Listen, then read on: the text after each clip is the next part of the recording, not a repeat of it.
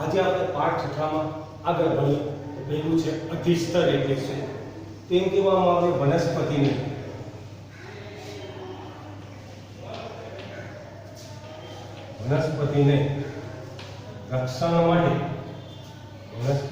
રક્ષણ માટે સૌથી બહારના સ્તરને અધિસ્તર કહે છે. શું કહેવામાં આવે છે? સૌથી વનસ્પતિના રક્ષણ કરવા માટે સૌથી બહારનું સ્તર હોય એને અધિસ્તર હોય છે. કોઈ પણ વનસ્પતિ હોય એનું બહારનું સ્તર છે એને શું કહેવામાં આવે? અધિસ્તર તરીકે ઓળખવામાં આવે છે. હવે એની રચના કેવી છે? અધિસ્તરની રચના હંમેશા એમ કહેવામાં આવે મૃદુતર કોષોની બનેલી હોય છે. કેવાની બનેલી હોય છે? પહેલું છે એની રચના કોની બનેલી હોય છે? મૃદુતર કોષોની બનેલી હોય છે. ગોળ લંબગોળ અથવા કેવા આકારના હોય છે? ચપટા આકારના જોવા મળે છે.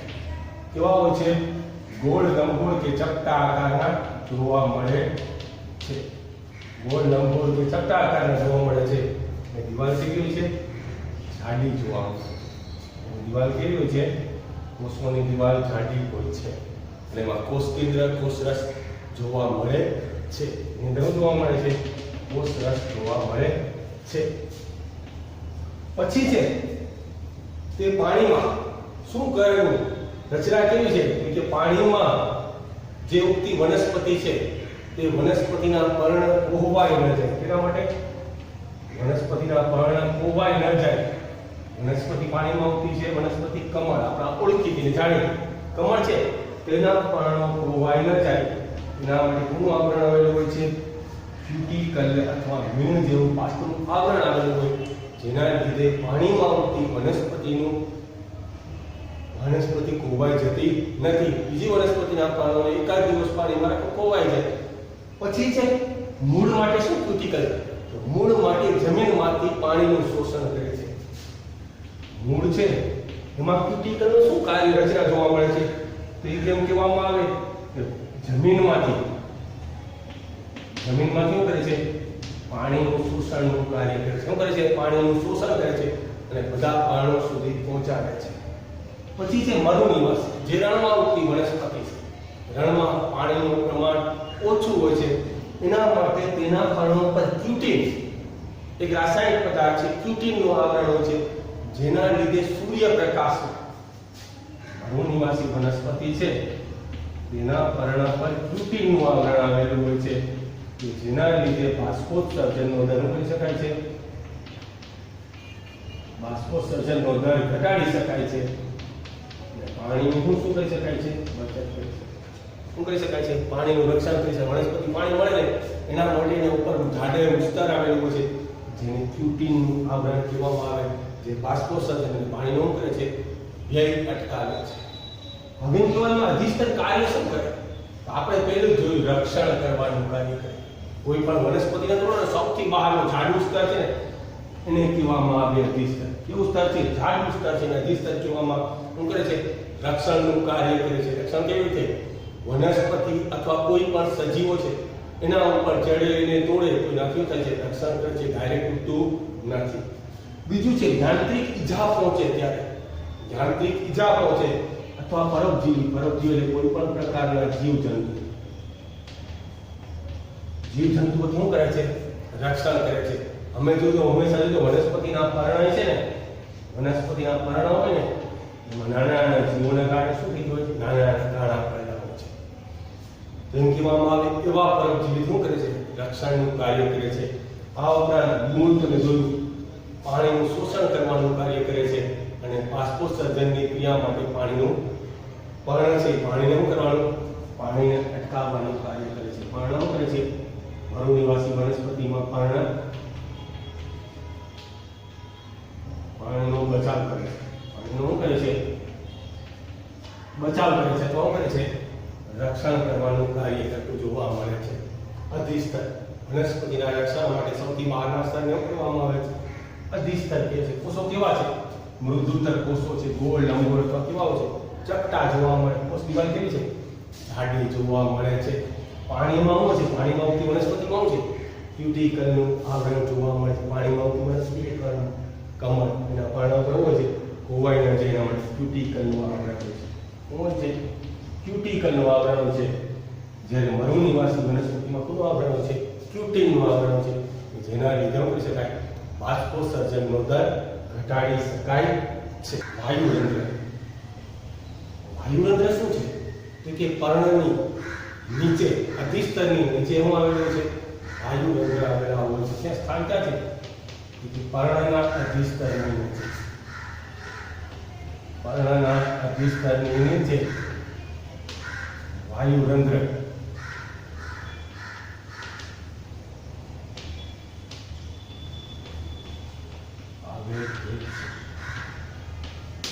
બરોબર છે. વાયુરંધ્ર આવેલા હોય છે. હવે શું છે તેનું સ્થાન? તો આપણે જોયું. હવે સ્થાન પર્ણના અધિસ્તરની નીચે વાયુરંધ્ર આવેલા હોય છે.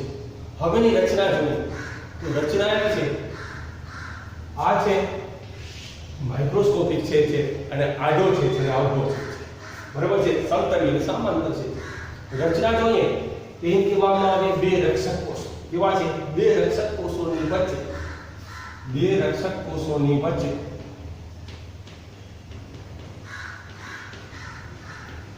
રક્ષાયેલ છે. કેવો છે? બે રક્ષક કોષોની વચ્ચે રક્ષાયેલ હોય છે. પછી છે તેનો આકાર કેવો હોય છે? આ પરીક્ષામાં ખાસ કરીને પૂછાશે. તેનો આકાર વાલના દાણા જેવો, મૂત્રપિંડ આકારે કે કાજુના આકાર જેવો હોય છે. મૂત્રપિંડ વાલના દાણા જેવો આકાર હોય છે, અથવા એને કહેવામાં આવે વૃક્કાકાર છે. વૃક્કાકાર આકાર જોવા મળે છે. કેની છે? કે અધિસ્તરની પર્ણના અધિસ્તરની વચ્ચેના ભાગમાં ગોઠવાયેલું છે. પર્ણનું અધિસ્તર જો ને એના પછીનું કાર્ય છે વાયુરંધ્ર જોવા મળે છે. બરાબર છે. વાયુરંધ્ર જોવા મળે છે. ક્યાં ગોઠવાયેલું છે? રક્ષક કોષોની વચ્ચે. વાલના દાણા આકારે મૂત્રપિંડ અથવા વૃક્કાકાર જોવા મળે છે. હવે તેનું કાર્ય શું છે? કે વાતાવરણમાંથી જે O2 અને CO2 વાયુ છે એના વિનિમયનું કાર્ય કરે છે. દિવસે CO2 વાયુ અને રાત્રે O2 વાયુ વાતનો વિનિમય કરી શું કરે છે? ખોરાક બનાવવાનું કાર્ય કરે છે. શું કરે છે? વનસ્પતિનું પર્ણ છે ખોરાક બનાવવાનું કાર્ય કરે છે. એમાં વાયુરંધ્ર શું કરે છે? મદદરૂપ થાય છે. આ ઉપરાંત બાષ્પોત્સર્જનની ક્રિયા છે તેના દ્વારા પાણીનો વ્યય અટકાવી શકાય છે. શું કહી શકાય છે? વ્યય અટકાવી શકાય છે. પાણી બગડવું જોઈએ નહીં. પાણી બગડે તો ખોરાક ઉત્પાદન કરી શકાય નહીં. એમ કહેવામાં આવે CO2 અને પાણીની મદદથી વનસ્પતિ પોતાનો ખોરાક બનાવે છે. તેમાં વાયુરંધ્ર અગત્યનો ભાગ ભજવે છે. શું ભજવે છે? વાયુરંધ્ર અગત્યનો ભાગ ભજવે છે. ક્યાં આવ્યું છે? પર્ણના અધિસ્તરની નીચે વાયુરંધ્ર આવેલા હોય છે. રચના કેવી છે? રક્ષક કોષોની વચ્ચે રક્ષાયેલા હોય છે. એની વચ્ચે રક્ષક કોષોની વચ્ચે રક્ષાયેલા હોય છે. કેવા જેવું? કે વાલના દાણા જેવો મૂત્રપિંડ વૃક્કાકાર જોવા મળે છે. આ અધિસ્તર. પછી આ રક્ષક કોષો બે બાજુ શું છે? બે બાજુ શું છે? કે રક્ષક કોષોના વચ્ચેના ભાગમાં જોવા મળે છે. એક નાનું ગોળાકાર છિદ્ર એને શું કહેવામાં આવે છે? વાયુરંધ્ર અથવા વાતરંધ્ર કહેવામાં આવે છે. વાયુનો વિનિમય અને બાષ્પોત્સર્જન દ્વારા પાણીનો વહી અટકાવવાનું કાર્ય કરતું જોવા મળે છે. તેને નિર્માણ એમ કહેવામાં આવે. વૃક્ષની ઉંમર વધવાની સાથે કેટલાક કોષો મૃતક પામે છે. એમ કહેવામાં આવે ઘણા બધા અધિસ્તરમાંથી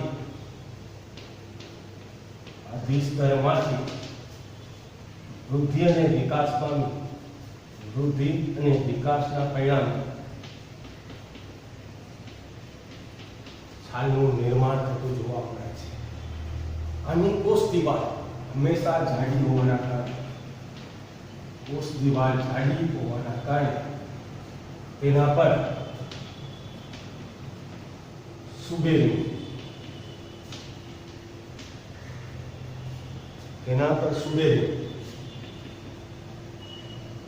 નું સ્થૂલન થયેલું હોય છે. જેના કારણે વૃક્ષની છાલના કોષો મૃત અને આંતરકોષીય અવકાશનો અભાવ હોવાના કારણે આંતરકોષીય અવકાશનો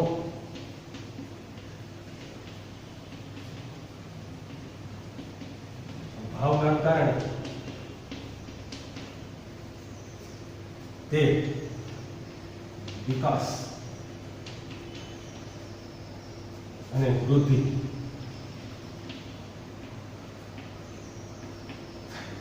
શું થાય છે? તેઓ કોષો મૃત છે.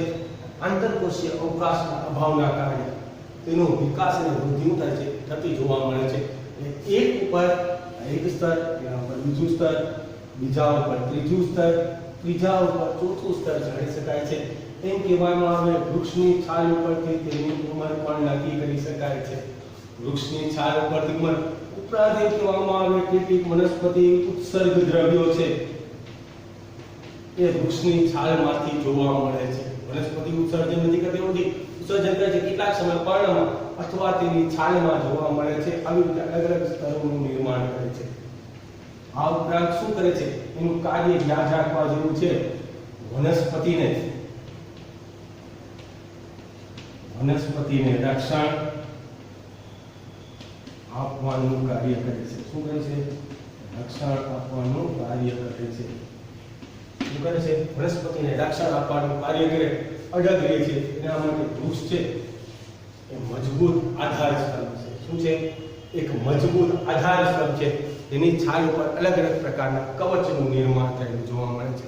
જેમ નાગની છાલ ઉપર કવચ હોય, એમાં કાચરી હોય, એવી રીતે અલગ અલગ સ્તર જોવા મળે છે. આ વૃક્ષની છાલ ઉપરથી તેની ઉંમર જાણી શકાય છે અથવા કહેવામાં આવે ઉત્સર્ગ પદાર્થોનું છે જે નિકાલ કરે છે, સંગ્રહ થાય છે. એક આમાં યાદ રાખવા જેવું છે કે વનસ્પતિની છાલમાં સુબેરિયમ નામના રાસાયણિક પદાર્થનું સ્ત્રાવો છે જેને મજબૂત બનાવવા માટે મહત્વનું કાર્ય કરતું જોવા મળે છે. એ છે જટિલ પેશી.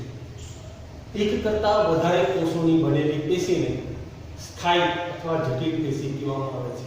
એક કરતાં વધારે કોષોની બનેલી પેશીને જટિલ પેશી કહેવામાં આવે છે. જટિલ પેશી છે બધા કોષો સાથે મળી શું કરે છે?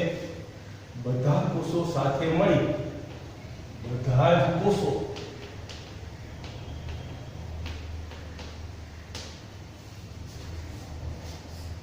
કોષો સાથે મળીને એક જ પેશીનું નિર્માણ કરે. તો તેવી પેશીને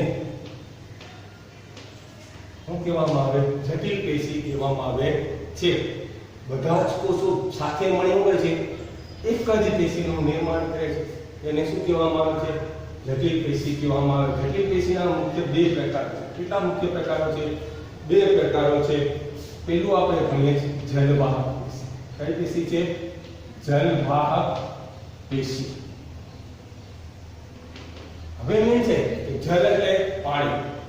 જે પેશી વનસ્પતિ માટે પાણી અને ખોરાક, પાણીના વહન માટે જવાબદાર હોય, પાણીના વહન માટે જવાબદાર હોય તેવી પેશીને શું કહેવામાં આવે? જલવાહક પેશી કહેવામાં આવે છે. જલવાહક પેશીના મુખ્ય 4 ઘટકો જોવા મળે છે. એને કહેવામાં આવે પેલું છે જલવાહિની,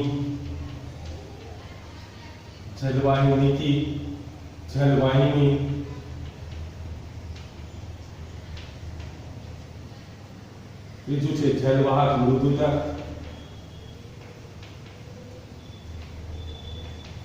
અને ચોથું છે જલવાહક તંતુ.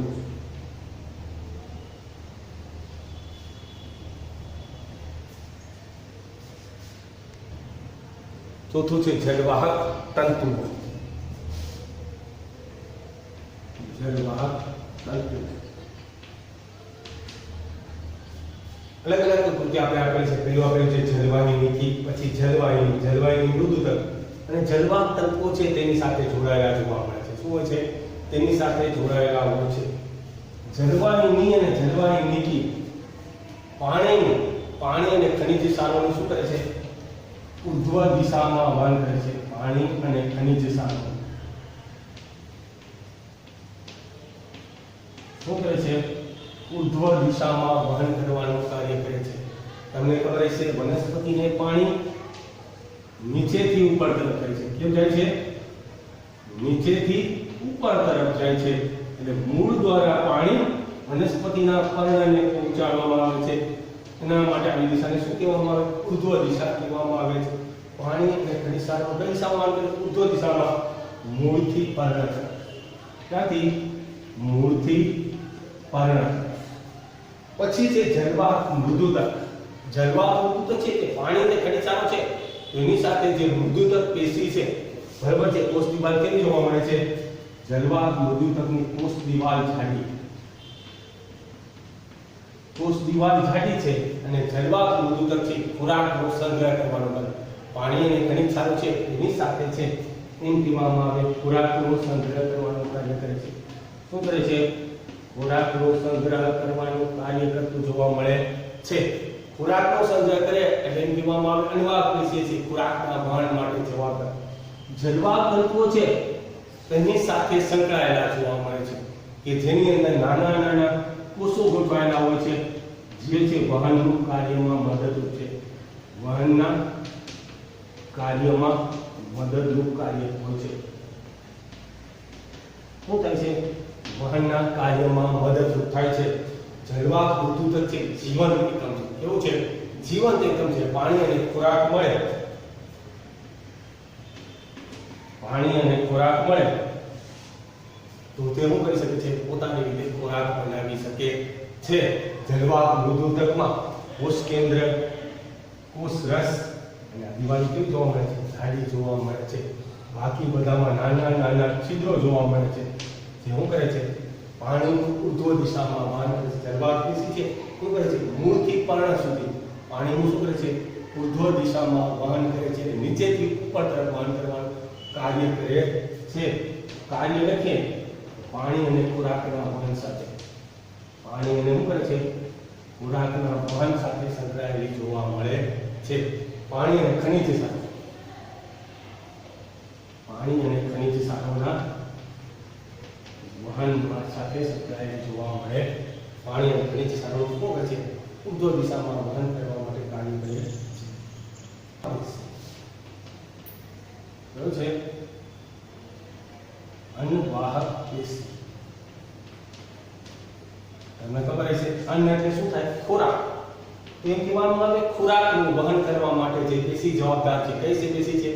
અન્નવાહક પેશી છે.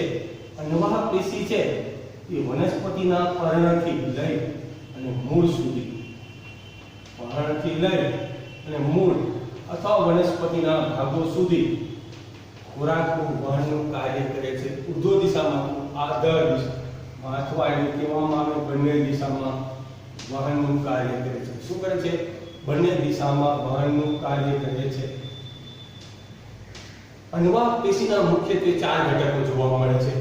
પહેલું જોવા મળે છે ચાલની નલિકા, પછી છે ચાલની પટ્ટિકા, અન્નવાહક મૃદુતક, સાથી કોષ અને અન્નવાહક તંતુ. બરાબર છે? મુખ્યત્વે 4 ઘટકો જોવા મળે છે. પહેલું છે ચાલની નલિકા, ચાલની નલિકા, પછી છે સાથી કોષ, પછી છે અન્નવાહક મૃદુતક,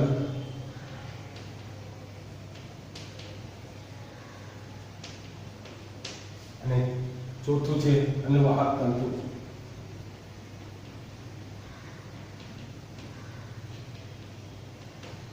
અન્નવાહક નલિકાની રચના, અન્નવાહક ચાલની નલિકાની રચના કેવી હોય છે? નલિકાકાર જોવા મળે છે. કેવી જોવા મળે છે? નલિકાકાર અને આખા જાળીની જેમ ગોઠવાયેલી હોય છે. નલિકાકાર અને કેવી હોય છે? જાળીની જેમ ગોઠવાયેલી જોવા મળે છે. કેવી રીતે છે? જાળીની જેમ ગોઠવાયેલી જોવા મળે છે. સાથી કોષ છે એ અન્નવાહક પેશી છે, અન્નવાહક મૃદુતકની સાથે જોડાયેલું જોવા છે. ક્યાં જોવા છે? અન્નવાહક પેશીની સાથે સાથી કોષ છે જે હંમેશા મદદરૂપનું કાર્ય કરે છે. જ્યારે ચાલની પટ્ટિકા છે એમ કહેવામાં આવે વચ્ચેના ભાગોના નાના છિદ્ર જોવા મળે છે, જેમ કહેવામાં આવે ચાલની નલિકાને જોડવાનું કાર્ય કરે છે. પછી જે અન્નવાહક મૃદુતક છે એ ખોરાકના વહન માટે જવાબદાર છે. ખોરાકના વહન માટે જવાબદાર જોવા મળે છે અને માત્ર આ વનસ્પતિ પેશીનો એક ઘટક મૃત જોવા મળે છે અન્વાહક તંતુ છે મૃત ઘટક છે કેવો છે મૃત ઘટક છે પરંતુ એમ કહેવામાં આવે સૌથી વધારે જીવંત ઘટક જોવા મળે છે તો એ અન્વાહક કોષ જોવા મળે છે અન્વાહક મૃદુતકની સાથે અન્વાહક કોષ સંકળાયેલો હોય છે તે કેવો જોવા મળે છે જીવંત ઘટક જોવા મળે છે આકૃતિમાં થોડો અભ્યાસ કરીને વચ્ચેના ભાગમાં જોવા મળે છે નલિકાકાર રચના બરાબર છે આ અન્વાહક તંતુઓ છે પછી છે ચાલની પટ્ટિકા પટ્ટી જેવી રચના છે ચાલની પટ્ટિકા આ ચાલની નલિકા શું છે નલિકા છે ખોરાકનું વહન પર્ણ દ્વારા ખોરાક બનાવવામાં આવશે અને વિવિધ ભાગો સુધી વહનનું કાર્ય કરે છે પછી છે આ કોષો ગોઠવાયેલા છે કોષ કેન્દ્ર કોષ રસ બરાબર છે કોષ કેન્દ્ર કોષ રસ અને આ કોષ દિવાલ બરાબર છે અન્વાહક કોષ છે એ કેવો છે જીવંત કોષ જોવા મળે છે જેમ કહેવામાં આવે ખોરાક છે એનું ભેગું કરવા અથવા સંગ્રહ કરીને વહનનું કાર્ય કરે છે નલિકાઓની વચ્ચે શું આવેલો હોય છે ચાલની નલિકાની વચ્ચે શું આવેલા હોય છે સાખી કોષ આવેલા જોવા મળે છે આ પેશીનું કાર્ય શું છે આ પેશીનું કાર્ય છે ખોરાકનું વહન પર્ણથી બધા ભાગો સુધીનું કાર્ય કરે છે પર્ણથી વનસ્પતિના વિવિધ ભાગો સુધીનું કાર્ય વનસ્પતિના વિવિધ ભાગો સુધીનું કાર્ય કરતું જોવા મળે છે વનસ્પતિના શું કરે છે પર્ણથી વિવિધ ભાગો સુધી એટલે ડાળી છે પર્ણ છે પછી છે મૂળ છે પ્રકાંડ છે બધા ભાગો સુધી કાર્ય કરતું જોવા મળે છે આના મુખ્યત્વે યાદ રાખવા જેવા મુખ્ય મુદ્દા છે મુખ્યત્વે કેટલા ભાગો છે ચાર ચાલની નલિકા સાથી કોષ અન્વાહક મૃદુતક અને અન્વાહક તંતુ તો ચાલની નલિકાને યાદ રાખવાની નાળિકાકાર અને જાલિકાકાર નલિકાકાર જાળી જેવી રચના જોવા મળે છે બરાબર છે પછી આપણે અન્વાહક મૃદુતક ખોરાકના વહન માટે જવાબદાર છે અન્વાહક મૃદુતકની સાથે શું જોડે છે અન્વાહક કોષ છે જીવંત જોવા મળે છે પછી અન્વાહક તત્વો છે મૃત ઘટક છે જે કહેવામાં આવે અન્વાહક પેશી માટે મૃત ઘટક છે જે ટૂંકા પ્રશ્નોમાં પૂછાય તો શું છે મૃત ઘટક કયો છે અન્વાહક તત્વો જોવા મળે છે આખી પેશીની રચના જાલિકાકાર અથવા નલિકાકાર હોય છે અને જેવું છે ખોરાકના વહન માટે મૃદુતકો છે જેવું છે વનસ્પતિના જે પર્ણ ખોરાક બનાવે છે મૂળ અથવા વિવિધ ભાગો સુધી શું કરે છે વહન કરવાનું કાર્ય કરે છે કઈ દિશામાં વહન કરે છે બંને દિશામાં વહનનું કાર્ય કરતું જોવા મળે છે પ્રાણી પેશી પ્રાણી પેશીના મુખ્ય કેટલા પ્રકાર છે ચાર અધિચ્છદ પેશી સંયોજક પેશી સ્નાયુ પેશી અને ચેતાપેશી મુખ્યત્વે કેટલા પ્રકાર છે ચાર અધિચ્છદ પેશી સંયોજક પેશી સ્નાયુ પેશી અને ચેતાપેશી અધિચ્છદ પેશી છે એ અલગ અલગ પ્રકારોમાં વિભાજિત જોવા મળે છે એમ કહેવામાં આવે સ્તંભાકાર ઘનાકાર પાક્ષમલ ગ્રંથીય શ્રુત અને શૃંગીય અધિચ્છદ તરીકે વિભાજિત કરવામાં આવે છે બરાબર છે સ્તંભાકાર ઘનાકાર પક્ષમલ ગ્રંથીય શ્રુત અને શૃંગીય અલગ અલગ પ્રકારમાં વિભાજિત કરવામાં આવે સ્તંભાકાર પછી ઘનાકાર પછી પક્ષમલ પછી ગ્રંથીય પછી સ્તુત અને છેલ્લું છે શૃંગીય અધિચ્છદ તરીકે વિકસાવવામાં આવે છે સંયોજક પેશી છે એના પણ મુખ્યત્વે 4 કે 5 ભાગ પડે છે પેલું છે મેદપૂર્ણ પેશી કાસ્થિ પેશી અસ્થિ પેશી તંતુ ઘટક પેશી અને છેલ્લું છે રુધિર. મુખ્યત્વે કેટલા ભાગ પડે છે? 5 ભાગનું નિર્માણ થાય છે. મેદપૂર્ણ પેશી, કાષ્ઠી પેશી, અસ્થિ પેશી, તંતુ ઘટક પેશી અને પાંચમું છે રુધિર. મુખ્યત્વે 5 પેશીમાં નિર્માણ થાય છે. પછી છે સ્નાયુ પેશી. સ્નાયુ પેશીના મુખ્યત્વે 3 ભાગ છે. સ્નાયુ પેશીના મુખ્ય કેટલા ભાગ? 3 ભાગ. અધિચ્છદના મુખ્ય 6: રેખિત, અરેખિત અને હૃદય સ્નાયુ. કેટલા છે? 3 ભાગ છે. રેખિત, અરેખિત અને ત્રીજું શું છે? હૃદય સ્નાયુ જોવા મળે છે. ચેતાપેશી. ચેતાપેશીના મુખ્ય 2 ભાગ જોવા મળે છે. ચેતાતંતુ અને પ્રવર્તક. ચેતાતંતુ અને પ્રવર્તક. ચેતાતંતુમાં હોય અક્ષતંતુ અને શિખાતંતુ. એના 2 ભાગો છે, અક્ષતંતુ અને શિખાતંતુ.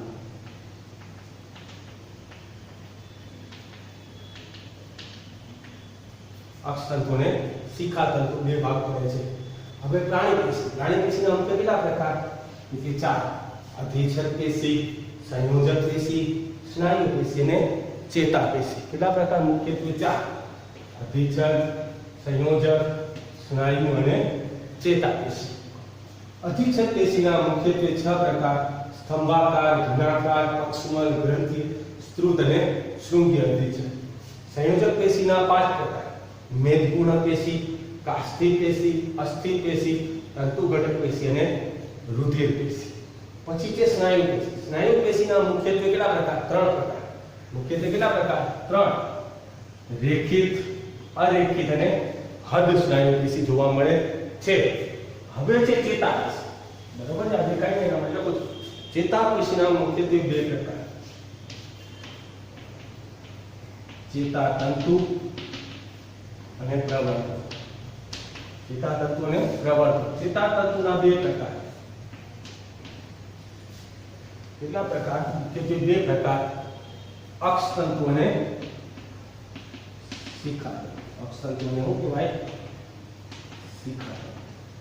આગળના ભાગે આવેલા હોય અક્ષતંતુ, પાછળના ભાગે આવેલા હોય શિખાતંતુ.